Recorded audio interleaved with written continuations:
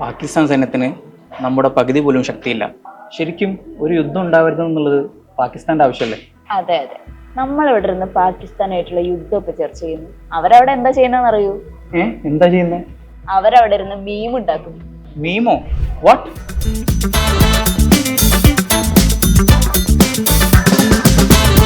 പഹൽഗാം ഭീകരാക്രമണത്തിന് പിന്നാലെ ഇന്ത്യ പാക് നയതന്ത്ര ബന്ധം വഷളായിക്കൊണ്ടിരിക്കുകയാണ്. ഇന്ത്യയിലും പാകിസ്ഥാനിലും എല്ലാം ചൂട് പിടിച്ച ചർച്ചകൾ നടക്കുമ്പോൾ പാകിസ്ഥാനിലെ യുവാക്കൾ വെറുതെ ഇരുന്നില്ല. അവർ മൊബൈൽ ഫോൺ കയ്യിലെടുത്ത് അറിയാവുന്ന പണിയെടുക്കാൻ തുടങ്ങി. അതെ, പാകിസ്ഥാനിലെ യുവാക്കൾ തിരക്കിലാണ്, മീമുകൾ ഉണ്ടാക്കുന്ന തിരക്കിൽ.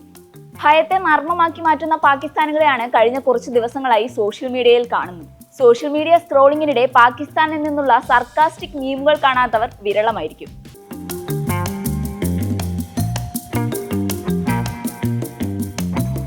സിന്ധു നദീജല കരാർ ഇന്ത്യ നിർത്തിവെച്ചതും ഇന്ത്യൻ നാവികസേനയുടെ ശക്തി പ്രകടനവുമെല്ലാം ലോകം ഭീതിയോടെയാണ് നോക്കിക്കാണുന്നതെങ്കിൽ പാകിസ്ഥാൻ യുവാക്കൾക്ക് അത് തമാശയാണ്.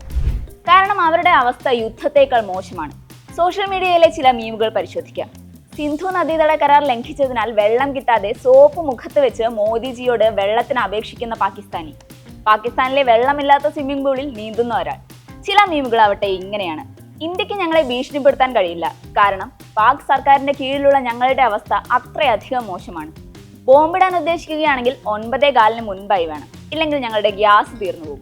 മോശം ഭരണത്തെ ചൊല്ലി മാപ്പ് പറയുന്ന പാക് പൗരനെയും മീമുകളിൽ കാണാം. നിങ്ങൾ ഈ മീമുകൾ ശ്രദ്ധിച്ചോ? ഇന്ത്യയോടുള്ള ഭയത്തേക്കാൾ പാക് ഭരണകൂടത്തിന്റെ തകർച്ചയിൽ കൂടിയാണ് ഇവിടെ മീമുകൾ പിറക്കുന്നത്. ഇന്ത്യക്കെതിരായ പ്രതിരോധത്തിൽ നിന്നുള്ള ആക്ഷേപഹാസ്യമല്ല, മറിച്ച് അവരുടെ ഭരണകൂടത്തോടുള്ള, സൈന്യത്തോടുള്ള അകൽച്ച കൂടി പാക് മീമുകളിൽ പ്രകടമാണ്. പാകിസ്ഥാനികൾ അവരുടെ സൈന്യത്തെയും വലിയ പരാജയമായ ഭരണ സംവിധാനത്തെയും യുദ്ധസമാന സാഹചര്യത്തെയും എല്ലാം പരിഹസിക്കുന്നത് ദേഷ്യം കൊണ്ടല്ല, നിസ്സഹായത കൊണ്ടാണ്. അവർക്ക് ചിരിക്കുകയല്ലാതെ വേറൊന്നും ചെയ്യാനില്ലാത്തത് കൊണ്ടാണ്. രാജ്യത്തെ ഭരണം നന്നാവുമെന്ന പ്രതീക്ഷ ഇപ്പോഴവർക്കില്ല. അതിനാൽ ഡാർക്ക് കോമഡിയിലൂടെ ആശ്വാസം കണ്ടെത്തുകയാണിവർ. ഇതൊരു കലാപത്തിന്റെ കോമഡിയല്ല, തകർച്ചയുടെ കോമഡിയാണ്. 26 നിഷ്കളങ്ക ജീവനുകളാണ് പഹൽഗാം ഭീകരാക്രമണത്തിൽ ഇന്ത്യക്ക് നഷ്ടമായത്. ഒരു യുദ്ധമുണ്ടായാൽ പാകിസ്ഥാനിൽ പൊലിയുക ഇതിന്റെ 10 ഇരട്ടി ജീവനുകളായിരിക്കാം. അവിടുത്തെ പൗരന്മാരെ സംരക്ഷിക്കാൻ പാക് ഭരണ സംവിധാനം ഒന്നും ചെയ്യുന്നില്ലെന്ന ഭയവും മീമുകളിൽ കാണും. ഇനി ഇന്ത്യയിലെ സ്ഥിതി പരിശോധിക്കാം.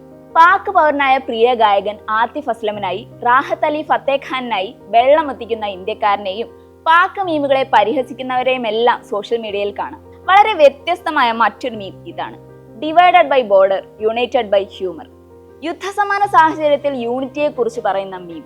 ഈ പോസ്റ്റിന് താഴെ വന്ന കമന്റുകളാവട്ടെ ഇങ്ങനെയാണ്: ഞങ്ങൾ ജെൻസികൾക്ക് യുദ്ധം വേണ്ട, സമാധാനം മതി. നമ്മുടെ ജനറേഷൻ എത്രയധികം ഗൗരവമില്ലാത്തവരാണെന്ന കാര്യം എനിക്ക് വളരെയധികം ഇഷ്ടമാണ്.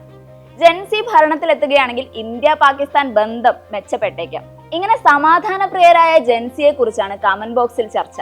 ജെൻസിയുടെ മീം കൾച്ചറിന്റെ അല്ലെങ്കിൽ ഒട്ടും സീരിയസ് അല്ലാത്ത അപ്രോച്ചിന്റെ ഭാഗമായി നമുക്ക് ഈ മീമുകളെ വിശകലനം ചെയ്യാം.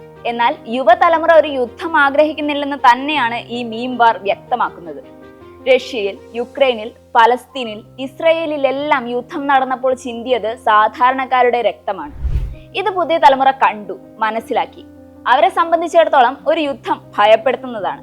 അതിനാൽ അവർ മീമുകളാൽ യുദ്ധം ചെയ്യുകയാണ്.